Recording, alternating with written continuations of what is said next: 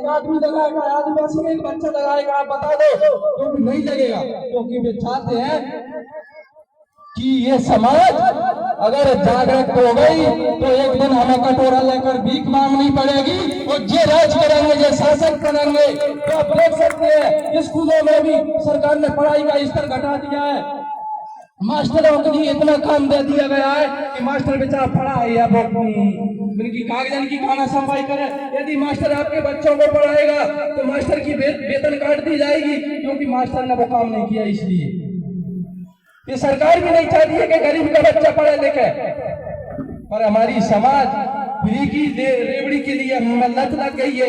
सरकार जे दे रही है, सरकार वो दे रही है। मैं कहना चाहूंगा आज सरकार हमें कुटीर आवास दे रही है, तो इस पर किसी के लिए 1 रुपये खवावे की जरूरत नहीं है। फिर भी हमारे भाई के तो 20,000 दे रहे हैं, फिर 10,000 दे रहे हैं।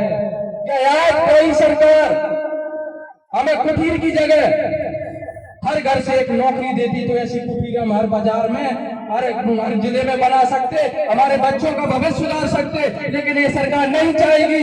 ये सरकार हमें लालच देकर हमसे वोट बटेरती रहेगी और हमें नीचे जमीन पर भी रेंगने के लिए मजबूर कर देगी, क्योंकि हमने लालच भरा है। ये लालच की जिंदगी छोड़कर हमें निस्वार्थ भाव काम करना पड़ेगा, तब जाकर अब आगे बढ़ेंगे। आज हमें जमीन के 2,000 रुपये दे रही है। अन्य समाज का व्यक्ति मुझसे बात करता है, तुमसे बात करता है कि सरकार आदिवासियों पे औंधी हो गई। अरे भैया मैं कहता हूँ तू पे कर्जा कितने का कि भाई साहब 5 लाख, ब्याज कितने का 0%। तो 1% के ब्याज से भाई साहब ब्याज कितना हो रहा? 5 लाख का 1 महीने का।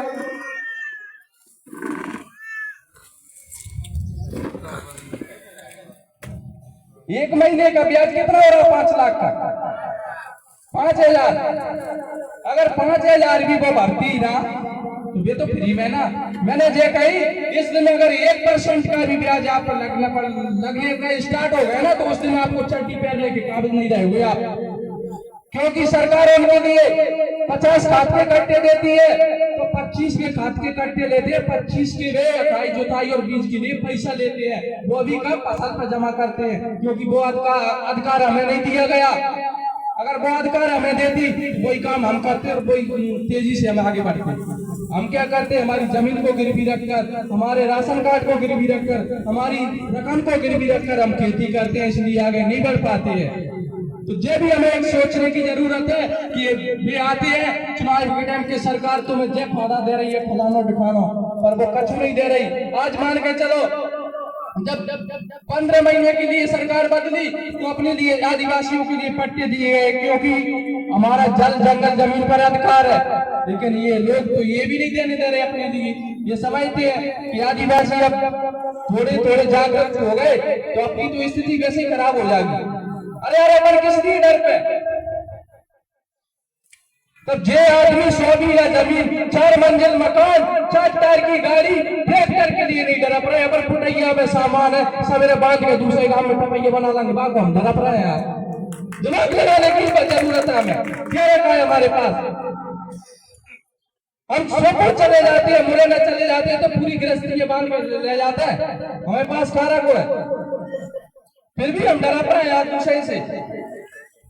तो ये भी हमें सोचने की समझने की बात है कि वे लोग इतने प्रवृत्ति को नहीं डरप रहे, हम और जो हमें टपैया नहीं छोड़ पा रहे।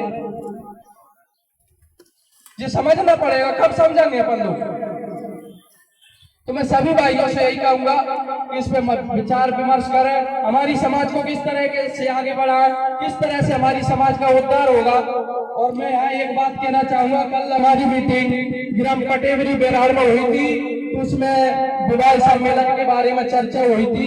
तो यहाँ भी भाई साहब बैठे हैं, बेराड़ से चल के आए हैं, तो उस पर भी आप विचार विमर्श करें और अपने वो करें, साझा करें और अपनी बच्चियों की शादी माने सम्मेलन से करें। क्योंकि आज हम शादी करते हैं, कैसे से कैसे गरीब हो तो उसे डीजे तो ले जाना पड़ता है, तो वो 10-15 हजार 20 हजार